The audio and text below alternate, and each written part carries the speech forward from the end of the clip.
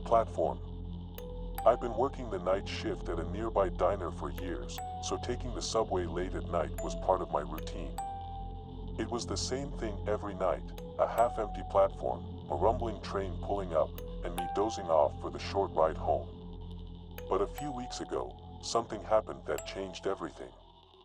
Now, even walking near the subway entrance makes my skin crawl. That it was a Thursday night, and I was beyond exhausted. The shift had been hectic, and I just wanted to get home and collapse. As I made my way down to the subway platform, I noticed how unusually empty it was. I could usually count on seeing a few other night shifters or drunks catching the last train, but that night, the place was deserted. The silence was heavy, almost suffocating, and the only sounds were the low hum of the lights and the faint echo of dripping water. I shrugged it off and checked my phone while waiting for the train, but I couldn't shake the feeling that something was wrong. That a few minutes passed before I heard it, this low, rhythmic thumping coming from the tunnel. It started soft, like a distant heartbeat, but slowly grew louder and more distinct. I peered down the dark tunnel, expecting to see the headlights of the train coming toward me. But there was nothing. Just blackness. The thumping kept getting louder, almost like footsteps, but I couldn't see a thing. The sound stopped abruptly, and the air grew colder. I shoved my hands in my pockets and tried to ignore the weird feeling creeping up my spine. After what felt like an eternity, the train finally arrived, its brakes screeching as it pulled up to the platform. I stepped inside and took a seat in the empty car. That I leaned my head against the window and closed my eyes, trying to relax. But as soon as the train started moving, I felt a sudden chill, like a gust of cold air had blown through the car. I glanced around, but there was no one else there, and all the doors were closed. I shrugged it off again, figuring the AC was just acting up. But then I noticed something odd. The train wasn't stopping at the usual stations. Instead, it kept going, speeding up as it passed through one dark, empty station after another. The lights in the stations flickered as we zoomed past, casting eerie shadows that seemed to dance along the tiled walls. After a while, I realized I hadn't seen a single person on the platforms. It was as if the stations were completely abandoned, the kind of place that hadn't seen a commuter in years. The train continued to speed up, and I felt a knot forming in my stomach. Then, without warning, the train screeched to a halt, throwing me forward in my seat. The lights overhead flickered before going out completely, leaving the car bathed in darkness. I pulled out my phone and turned on the flashlight, shining it around the empty car. The silence was suffocating, and I couldn't shake the feeling that I wasn't alone. That I moved toward the emergency exit at the back of the car, figuring I could walk along the tracks to the nearest station. But just as I reached the door, I heard it again, those footsteps, only this time, they were inside the train. I turned the flashlight toward the sound and saw a figure standing at the far end of the car. It was tall and thin, with limbs that seemed to bend at unnatural angles. Its face was obscured by the shadows, but I could see its eyes, cold, dark, and staring right at me. I froze, unable to move as the figure slowly started to walk toward me, its footsteps echoing through the car. The lights flickered back on for a split second, and I caught a better glimpse of it. The figure's skin was pale and stretched tight over its bony frame, and its mouth hung open in a silent scream. The lights went out again, plunging the car back into darkness. That I didn't wait around to see what would happen next. I threw open the emergency exit and jumped down onto the tracks. I ran, my footsteps echoing through the tunnel, the cold air biting at my skin. The only light came from the faint glow of the train behind me, but I could hear it. The footsteps were following me, growing louder and faster with each passing second. That I saw a faint light up ahead and sprinted toward it, praying it was an exit. As I got closer, I realized it wasn't a station, but some kind of service door.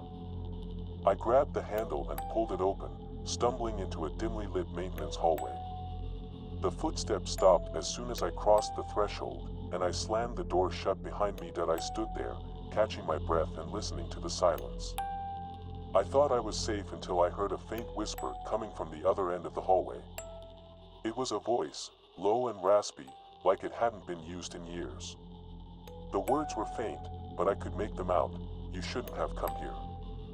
I turned and ran, following the twists and turns of the hallway until I reached a set of stairs. I climbed them two at a time, desperate to get back to the surface. When I finally emerged, I was in an alleyway near the subway entrance. The night air was cold, but it felt good to breathe it in. I glanced back at the door I'd come through, but there was no sign of it. The wall was solid brick, as if the door had never existed. I don't know what happened that night or how I ended up in that strange place. I've tried taking different subway routes since then, but I can't shake the feeling that it's not over. Sometimes, late at night, when everything's quiet, I still hear the faint sound of footsteps behind me. And I wonder, if I look back, will I see that figure again, standing there in the dark, waiting? The shift. I never thought much about subways until I started working the late shift. I'd always heard stories about strange things happening underground, things that didn't make sense. But I'd just roll my eyes and assume people were making it up for fun. It wasn't until a few weeks ago that I had my own experience.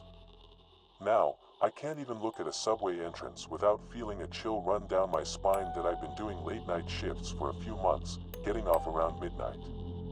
It wasn't bad, and the trains were usually empty at that time, which was nice.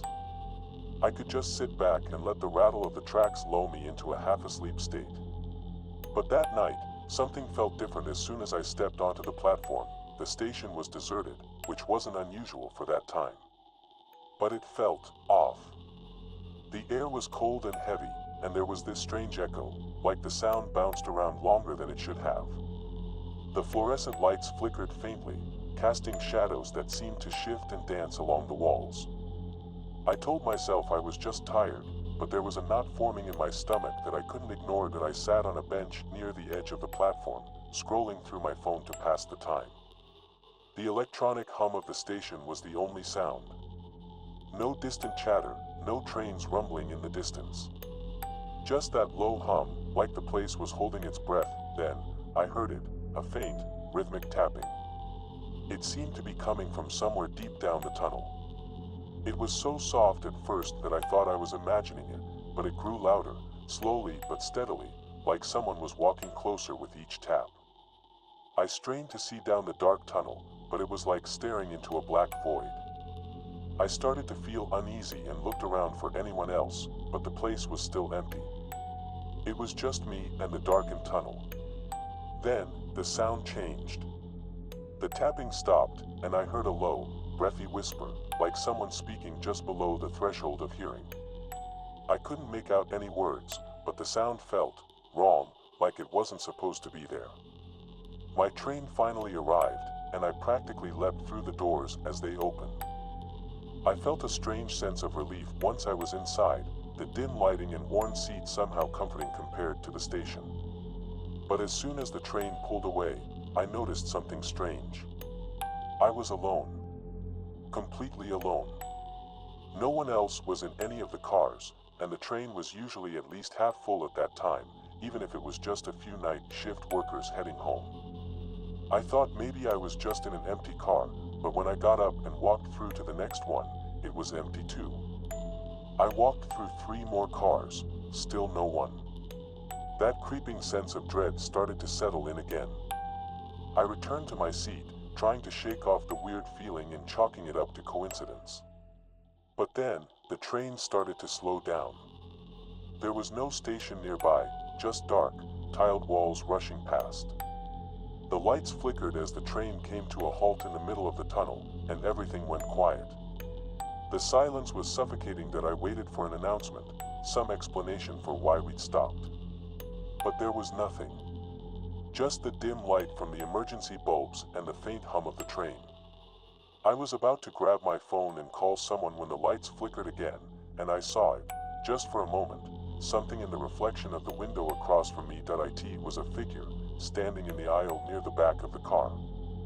It was there just long enough for me to catch a glimpse, a tall, thin shape with hollow eyes and a twisted grin. Then, the lights came back on, and the figure was gone. That I sat there, frozen, my heart pounding in my chest. I didn't know if I'd actually seen something or if my mind was playing tricks on me. But just as I was trying to convince myself it was nothing, the train's intercom crackled to life. Next stop, Terminus. The voice was low and distorted, almost like a growl. I'd never heard of a station called Terminus before, and it definitely wasn't on my route. I stood up, looking out the windows to see if I could spot anything familiar, but all I saw were dark walls and the occasional dim light flickering by. The train began to move again, slowly at first, and then it picked up speed. It was going faster than it should have, much faster. I clung to a pole as the train hurtled down the tracks, the lights overhead flickering erratically. The dark tunnel outside was a blur, and I could swear I saw shapes darting between the shadows. Then, without warning, the train screeched to a stop. I was thrown forward, barely catching myself against one of the seats. The lights went out completely, plunging the car into darkness. I heard the tapping again, only this time, it was right outside the door that I felt around for my phone, using its flashlight to shine a beam toward the doors. There was no one there, just the empty platform beyond. The sign on the wall read Terminus in faded letters. The station looked ancient, like it had been abandoned for decades. The tiles were cracked, the walls were stained with grime, and the only light came from a flickering bulb far down the platform that I didn't know what to do. The train doors hadn't opened, and there was no indication they were going to. I took a deep breath and decided to get out through the emergency exit at the end of the car. I pushed open the door and stepped onto the platform. The air was thick and cold, and the silence was deafening. As I walked further into the station, I noticed something strange, graffiti on the walls. It was old, faded, and covered nearly every surface. But the words weren't like anything I'd seen before. They were messages, warnings, written in a frantic, almost desperate scrawl. Don't look back, it sees you, leave now. And then I heard it again, that low, breathy whisper, only this time, it was closer. Much closer. I spun around, and for a split second, I saw the figure again, standing at the edge of the platform near the tunnel entrance. Its face was pale and twisted into a grotesque smile, its eyes dark and hollow that I didn't think. I just ran. I sprinted toward the stairs at the far end of the platform, hoping they would lead me out. As I reached the top, I heard footsteps behind me, heavy, uneven steps, like someone was limping after me. The whispers grew louder, overlapping into a chaotic murmur that I burst through a rusted gate and found myself in a service tunnel. The lights here were dim and spaced far apart, casting long shadows that seemed to stretch out and reach for me. I ran down the tunnel, not caring where it led, just needing to get away. The footsteps behind me didn't stop, they were getting closer. Just as I thought I was out of options, I saw a faint glow ahead, a light from an exit sign. I sprinted toward it and pushed open a heavy metal door, stumbling out into the night. I found myself on the street, near the original station I'd entered. The door I'd come through was marked, Maintenance Access, Do Not Enter, and when I turned back to look, it was bolted shut, like it hadn't been opened in years that I didn't stick around to figure out what happened. I went straight home, and I haven't taken the subway since. But sometimes, late at night, I still hear the faint sound of tapping and whispering, like an echo from deep underground. And I keep wondering, if I ever take the subway again, will I find myself back at Terminus? The station. Working the late shift meant taking the last subway home every night.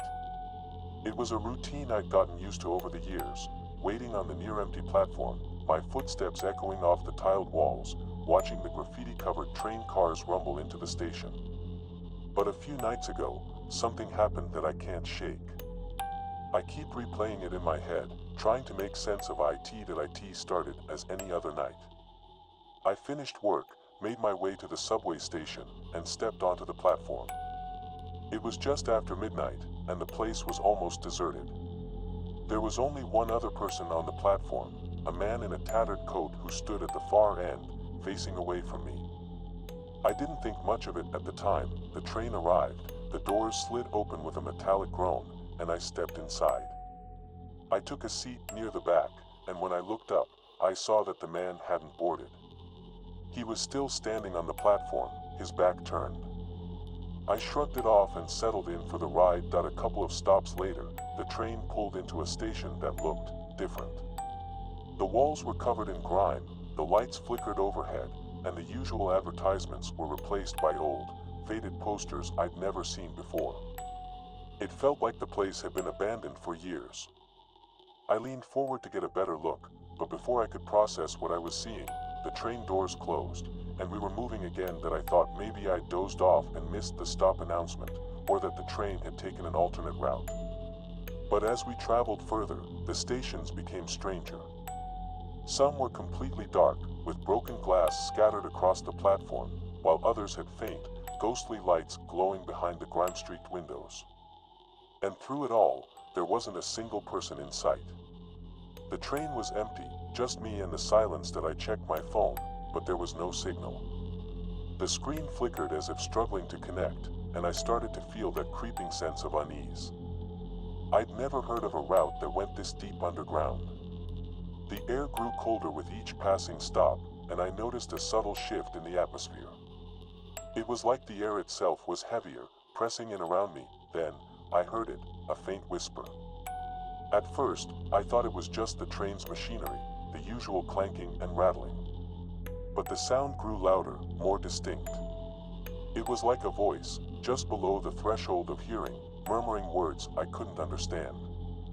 I looked around, expecting to see someone else in the car, but there was no one. Just empty seats stretching out in every direction. I stood up and walked toward the front of the car, trying to see if there was a conductor or any staff around. But as I passed through each car, they were all empty. It felt like I was the last person left on the entire train. The whispers seemed to follow me, growing louder and more insistent the further I went. Just as I was about to reach the conductor's car, the train screeched to a sudden stop.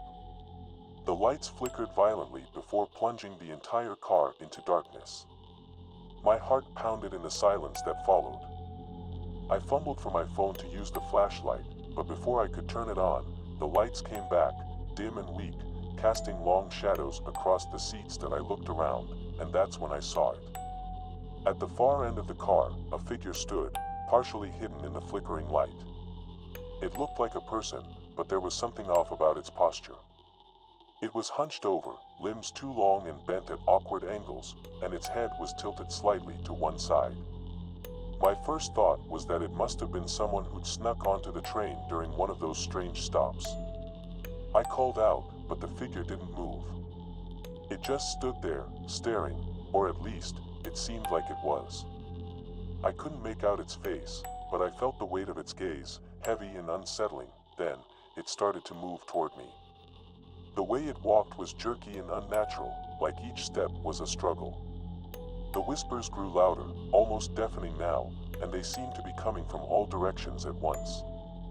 I backed away, retreating toward the rear of the car, but the figure kept coming, its movements becoming more erratic. I turned and ran back through the cars, hoping to find an exit or a way to get the doors open. As I passed through each car, I glanced back and saw that the figure was still following me.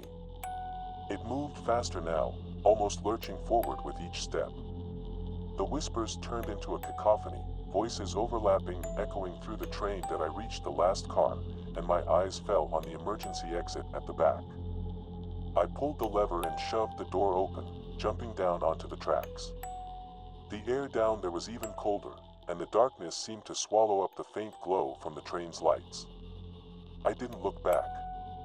I just started running down the tunnel, the sound of my own footsteps echoing off the damp, concrete walls. The whispers didn't stop. They followed me, growing fainter as I got further from the train, but they were still there, like a distant chorus that wouldn't let me go. The tunnel seemed to stretch on forever, and I began to wonder if I'd ever find another exit. But finally, I saw a faint light ahead, a service door. I reached the door, panting and shivering, and shoved it open. I stumbled out into an old, dusty maintenance room. It looked like it hadn't been used in decades. Rusted tools and cobwebs filled every corner, and there was a musty, earthy smell that made my nose wrinkle. I found a set of stairs leading up and followed them, praying they'd take me to the surface. After what felt like an eternity, I emerged in an alleyway just outside the main subway station. The night was cold and silent, and the station looked as it always did, ordinary and bustling with people coming and going. I looked back at the entrance I'd just come out of, but the door I'd used was gone. There was only a solid brick wall where it should have been. That I don't know what happened that night, and I've tried to find explanations, but nothing makes sense. The subway officials didn't believe me when I asked about the extra stops or the strange stations I'd seen. They said no such route existed. But sometimes, when I walk past that same station, I swear I can still hear those whispers, faint and distant, like they're calling me back underground.